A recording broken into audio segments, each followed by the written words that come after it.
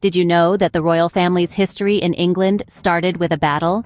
In the year 1066, William the Conqueror emerged victorious from the Battle of Hastings, earning his moniker and marking the start of the royal family in England. The early years of the monarchy were characterized by a system of succession that, while favoring the eldest son, was often mired in conflicts fueled by military might. The succession was a volatile process, often dictated by the ebb and flow of power, rather than clear-cut rules. This was a time when the throne was won or lost on the battlefield, and a king's reign was as secure as his ability to fend off challenges. The English monarchy was in its infancy, navigating the treacherous waters of power, succession, and governance. Thus, the royal family's history began with a bang, but the succession was initially far from smooth. Imagine your father naming you as his successor, but your cousin decides to fight you for the throne. This was the reality for Empress Matilda, daughter of Henry I. But let's take a step back. First, there was William II, who succeeded his father, William the Conqueror. His reign, however, was cut short, as he died without an heir. This left the throne to his younger brother, Henry I. Henry's reign was marked by his determined efforts to secure the throne for his daughter, Empress Matilda. He even had his nobles swear an oath to support her. However, when Henry died, his nephew, Stephen of Blois, seized the opportunity and claimed the throne for himself. This sparked a bitter civil war, known as the Monarchy, that raged for nearly 2 decades.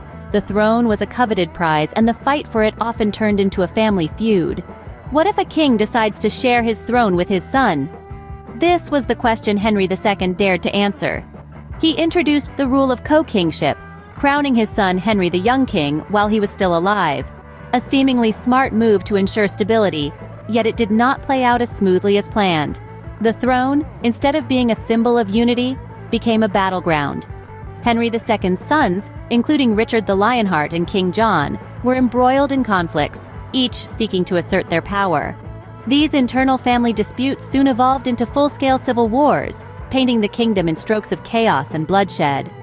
As the dust of battle settled, the rule of 2, born out of a father's ambition and a need for stability, had ironically sparked further instability. It was a stark reminder that even the best-laid plans can lead to unexpected strife when power is at stake. Ever heard of a war named after a flower? The War of the Roses was no garden party.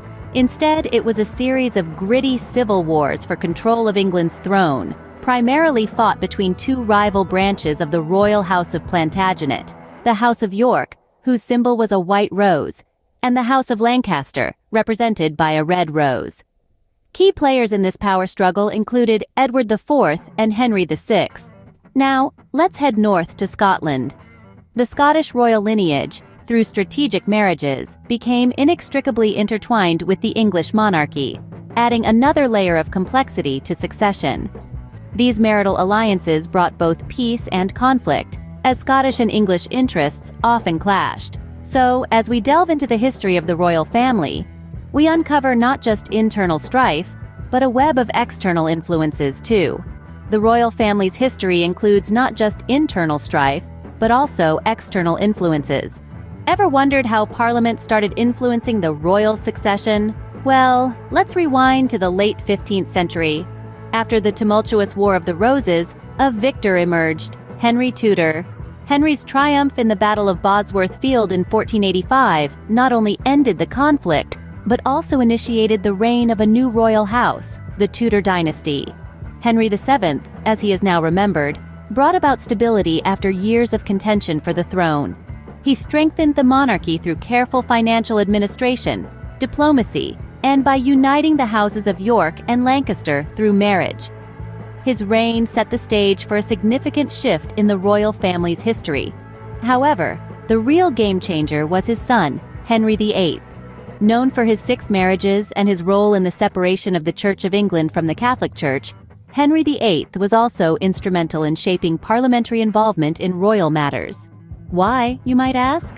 Well, Henry VIII's quest for a male heir led him to break with the Catholic Church, as it wouldn't grant him a divorce from his first wife, Catherine of Aragon.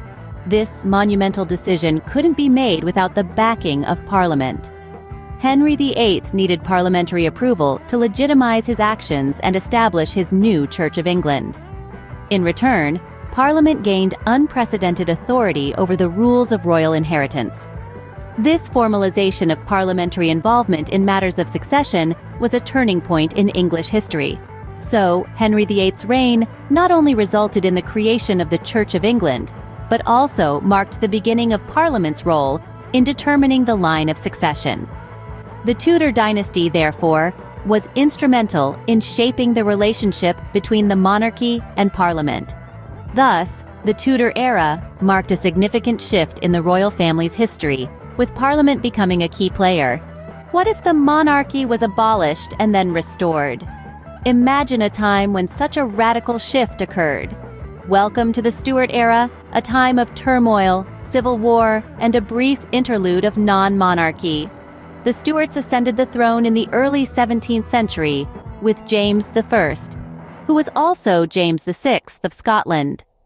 This union of the crowns meant that the same monarch ruled both England and Scotland, although they remained distinct kingdoms.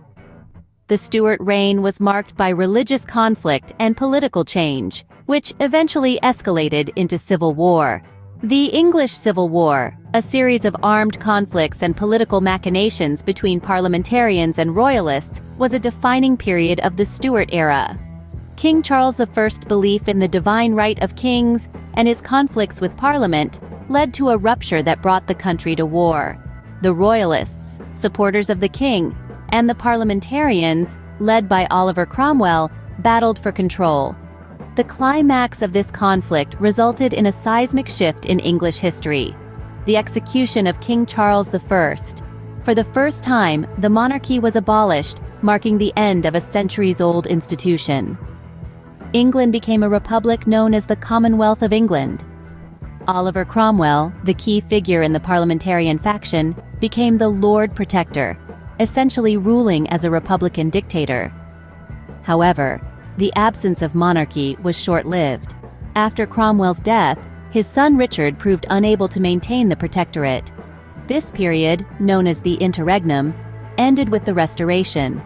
Charles II, son of Charles I, was invited back from exile. The monarchy was restored, marking a return to traditional succession. Charles II's reign, referred to as the Restoration, was a period of rebuilding and re-establishing the monarchy. It was a time of joy and relief for many who had suffered during the Interregnum. Charles II worked diligently to repair relations with Parliament and restore the prestige of the monarchy. The monarchy's resilience was tested during the Stuart era, but it survived and continued to evolve. This era proved that the monarchy was not invincible, but it also demonstrated its ability to adapt and endure. Do you know how the royal family became a constitutional institution? It all began with the reign of George I. From this point onwards, royal successions followed well-established rules. The Hanoverian line and subsequent dynasties adhered strictly to these principles, creating a pattern of orderly transitions of power. This was a stark contrast to the tumultuous successions of the past. Over time, the monarchy evolved into a constitutional entity. Parliament began to play a significant role in defining the rules of succession, aiming to ensure stability and prevent disputes. This was a fundamental shift from the days when military might and birthright determined who would wear the crown.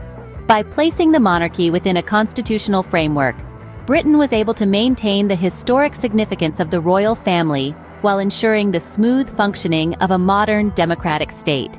Today, the royal family's history is marked by stability and tradition, a far cry from the early days of battles and power struggles.